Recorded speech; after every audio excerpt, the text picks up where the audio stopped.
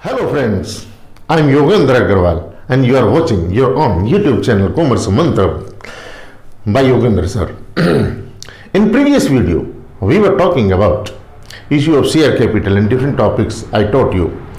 But today, I am going to teach you about subscription, oversubscription, undersubscription and how to make journal entries in these cases. And what is the confusion actually? What is the pro rata base? What is under subscription and how to make general entries in that case? In simple way, I am going to tell you. Watch this video till end. Students, अगर आप इस channel पर नए हैं तो please इस channel को subscribe कीजिए और बेल आइकन को प्रेस करना मत भूलिए। स्टूडेंट्स, हम बात कर रहे हैं सब्सक्रिप्शन की।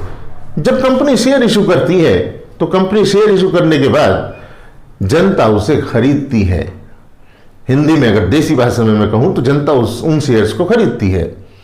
अब जनता उन शेयर को खरीदती है तो उसको कहते हैं सब्सक्रिप्शन। टेक्निकली उसी को हम कहते हैं सब्सक्रिप्शन। हमारे शेयर बिक गए मतलब सब्सक्राइब हो गए। जब हम बात करते हैं सब्सक्रिप्शन की तो ये ओवर सब्सक्रिप्शन या अंडर सब्सक्रिप्शन हो सकता है। ये ओवर सब्सक्रिप्शन और अंडर सब्सक्रिप्शन होता क्या है एक्चुअली? हमने शेयर इशू किए, कंपनी ने शेयर इशू किए और शेयर इशू करने के बाद जनता ने उन्हें खरीदने के लिए हमें अप्लाई किया, मतलब एप्लीकेशन भेजी।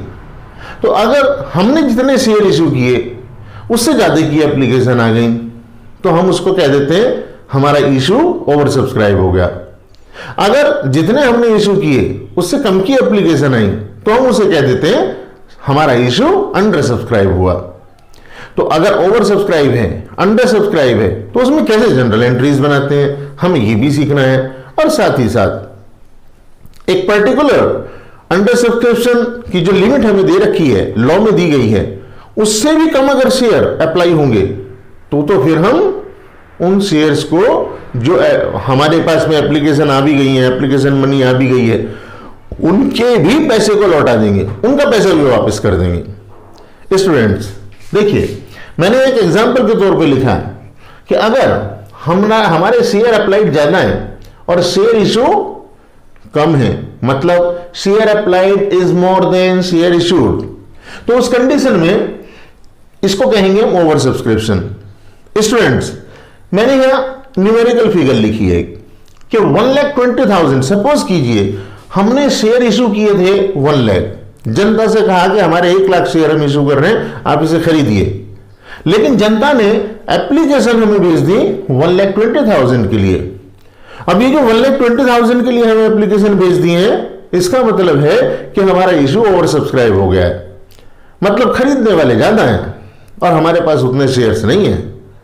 अब हम अगर ये रिवर्स केस में चला जाए बात, मतलब हमने शेयर इशू किए 1 लाख और हमारे पास खरीदने वाले आए केवल 95,000, it means share applied is less than share issued. तो हम क्या कह रहे हैं कि ये हो गया है अंडर सब्सक्रिप्शन। स्टूडेंट्स, यहां पर कंफ्यूजन जनरल एंट्री बनाने में और बाकी चीजों में होता है, उसके बारे में बात करते हैं। जब हम बात कर रहे हैं जनरल एंट्री की तो मैंने यहां लिखा हुआ भी है कि general entries will be passed in normal ways. मतलब यह है कि आप जैसे नॉर्मल जनरल एंट्री पास करते थे बिल्कुल ऐसे ही करोगे। आप ये मानो ही नहीं जैसे कुछ हुआ है। अंडर सब्सक्रिप्शन को आप इग्नोर करिए, नॉर्मल वे में आप जनरल एंट्री पास कीजिए। पहली जनरल एंट्री आप क्या पास करते हैं? अगर इंस्टॉलमेंट में हमारा ये चल रहा है तो bank account debit to share application account, yes, अभी भी वही करेंगे। हाँ, ये जरूर है यहां अमाउंट याद रखने वाली बात, अमाउंट को समझने वाली बात है। सपोज करिए आपने एप्लीकेशन पे 2 रुपीज मांगे, आपका 10 रुपीज वाला शेयर है, आपने 2 रुपीज मांग लिए। तो जब आप बैंक की एंट्री पास करेंगे तो आप कैसे करेंगे? अगर आपका नॉर्मल केस होता, आपने शेयर 1 लाख इशू किए, जनता से कहा 1 लाख शेयर खरीदो, लेकिन उन्होंने अप्लाई कितना किया है? 95,000। तो आप एंट्री जब करेंगे bank account debit to share application,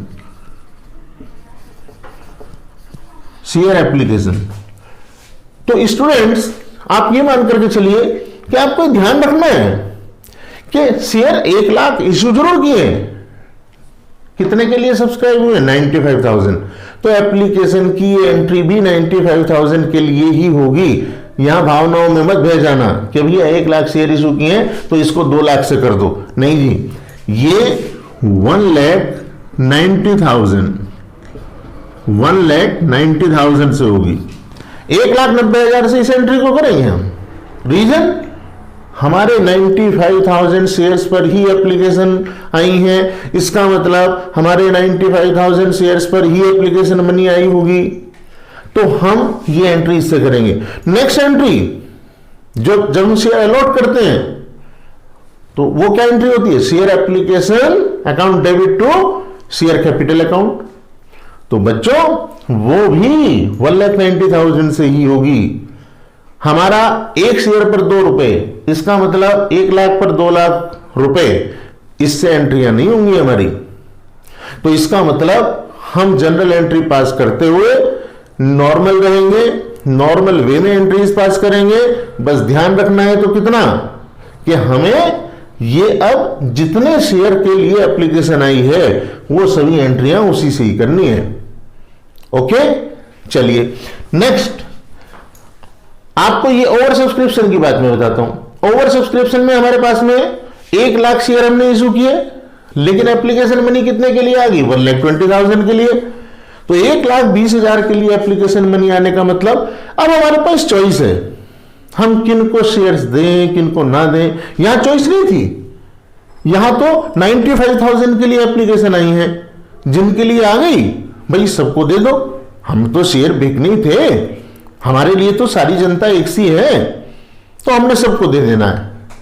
लेकिन यहां हम 1,20,000 के लिए एप्लीकेशन मनी आ गई है हमारे पास में, तो अब हमारी चॉइस है हम 1,20,000 में से किन लोगों को दें। तो हम एक पैटर्न सेट करते हैं और उस पैटर्न के आधार पर ही यह तय होता है कि हमारा जो ये अलॉटमेंट है वो किस तरीके का है। अब इसे मैं कई रूप में बांट सकता हूं, लेकिन ब्रॉड कैटेगरी में मैंने आपके सामने 3 रूप में बांट रखा है। स्टूडेंट्स, जैसे इतना तो सबके समझ में आ ही गया होगा कि हमारे पास शेयर है 1 लाख और एप्लीकेशन 1,20,000 के लिए है, लेकिन हमें 1 लाख से ज्यादा तो किसी भी हालत में दे नहीं सकते। अगर हमने शेयर ही 1 लाख खरीदने के लिए कहा है जनता से, तो हम 1,20,000 दे नहीं सकते, फिर कुछ ना कुछ जुगाड़ करना होगा। इंडियन जुगाड़ की बात मैं कर रहा हूं। जब हम पहला वाला ये अपना रहे हैं, पहले मेथड में मैंने लिखा है excess application may be rejected altogether, पूरी तरह से जितनी भी एक्सेस एप्लीकेशन है वो हम रिजेक्ट कर सकते हैं। ये कंपनी का अधिकार है, वो कैसे शेयर अलॉट करती है, वो ये कह सकती है कि भाई ठीक है, हमने जो 20,000 बाद में एप्लीकेशन आई, फर्स्ट कम फर्स्ट सर्व, यानी कि जो पहले आ गई थी 1 लाख एप्लीकेशन, हम उन्हीं को ही केवल शेयर देंगे। जो 20,000 एप्लीकेशन बाद में आई हैं उनको हम शेयर्स नहीं देंगे। भले ही हमारी जो टाइम लिमिट थी कि इस दिन तक आप एप्लीकेशन भेज दीजिए, उसमें आ गई हो, लेकिन फिर भी हम जो बाद में आई हैं उनको नहीं देंगे। ये कंपनी का अधिकार है, क्योंकि शेयर 1 लाख है, 1 लाख खत्म हो गए, बात खत्म। ये है ये। इसमें हम जनरल एंट्रीज कैसे करेंगे, बिल्कुल नॉर्मल वे में पास करेंगे। मतलब 1 लाख के एक जो पहली एंट्री है बस वो अलग होगी, क्योंकि वहां एप्लीकेशन मनी आपकी 1,20,000 शेयर के लिए आई हुई है और देने आपको 1 लाख शेयर है। तो पहली एंट्री आप करोगे bank account debit to share application account, लेकिन 2,40,000 रुपए से, अगर मैं इसी एग्जांपल को कैरी करूं। लेकिन जो आपके 2 रुपए के हिसाब से 20,000 शेयर पर फालतू पैसे आ गए, मतलब 40,000 रुपए, ये एक्सेस मनी आप रिफंड कर दोगे और एक एंट्री इसके साथ में पास हो जाएगी, share application account to bank account. मेरे ख्याल से यहां तक बात समझ में आ गई है। इसके बाद में बात करते हैं share application may be rejected and other may be, some applications may be rejected. कुछ एप्लीकेशन रिजेक्ट की जा सकती हैं और कुछ को प्रोराटा बेस पर दिया जा सकता है। प्रोराटा एक्चुअली होता क्या है, बच्चों को तो यही लगता है प्रोराटा प्रोराटा प्रोराटा बड़ा कठिन है, तो प्रोराटा कोई अलग चीज। अरे प्रोराटा कुछ नहीं, सीधी देसी भाषा में बोलता हूं, जो एक अनुपात होता है ना, आप एक रेशो बनाते हैं, एक अनुपात बनाते हैं कि हम इस रेशो में शेयर देंगे, उसको आप प्रो राटा कह देते हैं। अगर किसी ने 2 शेयर के लिए अप्लाई किया, मान लीजिए 2 से 1 लाख के लिए हमने कहा था लोगों से खरीदो, 2 लाख के लिए एप्लीकेशन आ गई होती, तो 2 लाख वालों को हमें 1 लाख शेयर देने हैं। तो इसका मतलब क्या है, 2 लाख शेयर वालों को अगर हमें 1 लाख शेयर देने हैं तो 2 जिसने अप्लाई किए होंगे उसको 1 मिलेगा। अगर किसी ने 200 शेयर अप्लाई किए तो उसे 100 मिलेंगे, अगर किसी ने 50 शेयर अप्लाई किए तो उसे 25 मिलेंगे। यानी कि हमने एक रेशो तय कर दी 2:1, 2 वालों को मिलेगा 1। आसान है। यानी कि जो हमने एक रेशो तय कर दी तो उसी को कहते हैं प्रोराटा। पहले मैंने प्योर प्रोराटा बता दिया आपको भी। यानी कि अगर 1,20,000 शेयर है, 1 लाख शेयर है और 1,20,000 के लिए एप्लीकेशन आ गई, तो और मैं इसको कह रहा हूं प्रोराटा अलॉटमेंट करना है, मतलब मना किसी को नहीं करना है, मना करना नहीं है शेयर कम तो फिर क्या करें भाई, तो सीधी सी बात है, शेयर कम है तो एक रेशो बना लो। अगर मैं इसकी रेशो बनाना चाहूं, यहां से आप देख सकते हैं 12:10 या 6:5 की रेशो बन गई। जिस बंदे ने 6 शेयर के लिए अप्लाई किया होगा, 6 शेयर के लिए अप्लाई किया होगा, उसको 5 मिल जाएंगे। जिसने 12 शेयर के लिए अप्लाई किया होगा, जिसने 12 के लिए अप्लाई किया होगा उसको 10 मिल जाएंगे। 12:10 का रेशो हो गया। अगर किसी ने 120 शेयर के लिए अप्लाई किया है तो उसको कितने मिल जाएंगे, उसको 100 शेयर मिल जाएंगे।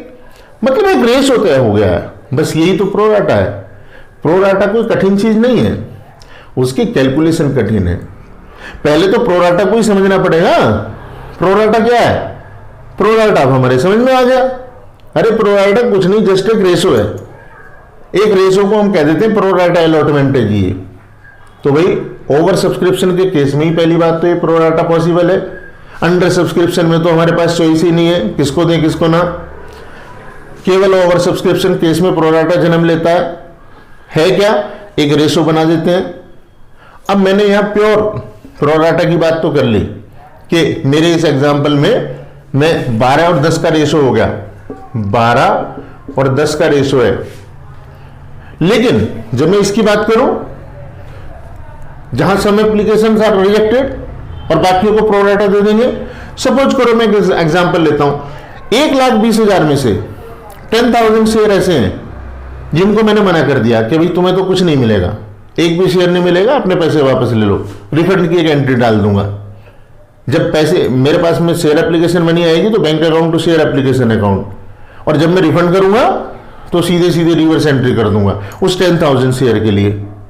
लेकिन बाकी के 1,10,000 उनको तो मुझे शेयर देने, 1 लाख के 1 लाख शेयर देने, तो क्या रेशो हो जाएगी, सिंपल। आप भी समझते हैं 1,10,000 और 1 लाख का रेशो है, मतलब 110 110 और 100 का रेशो है। जिन्होंने 110 के लिए अप्लाई किया होगा उनको 100 मिल जाएंगे। अब आप उसी रेशो में नीचे चलते चले जाएंगे। किसी ने 11 किया होगा तो उसको 10 मिल जाएंगे। मतलब ये है कि प्रोराटा से घबराने की जरूरत नहीं है। उसकी कैलकुलेशन जरूर थोड़ी सी मैथमेटिकल, उसमें ज्यादा प्रॉब्लम हो सकती है आपको, लेकिन प्रोराटा कोई अलग ऐसा कंसेप्ट नहीं है जिसमें आपको डर लगे। मैं उसकी कैलकुलेशन भी आपको आने वाली वीडियो में समझाऊंगा, आसान तरीके से समझाऊंगा। लेकिन अगर किसी को ओवर सब्सक्रिप्शन, अंडर सब्सक्रिप्शन और इनके जो केसेस हैं उसमें प्रॉब्लम हो तो मुझे कमेंट सेक्शन में जरूर बताएं। आपको ये वीडियो अच्छी लगी है तो मुझे कमेंट सेक्शन में बताएं। आपको इस वीडियो में कुछ कमी लगी है तो मुझे कमेंट सेक्शन में बताएं, ओके। और आप इस वीडियो को लाइक कीजिए, ज़्यादा से ज़्यादा शेयर कीजिए और वही सब्सक्राइब कीजिए चैनल को। आप अगर बहुत एक अंडरस्टैंडिंग के लेवल पर जाकर के पढ़ाई को करना चाहते हैं, समझ कर पढ़ना चाहते हैं, तो आप इस वीडियो को, इस चैनल को सब्सक्राइब कीजिए, लाइक कीजिए, okay. Thank you for watching.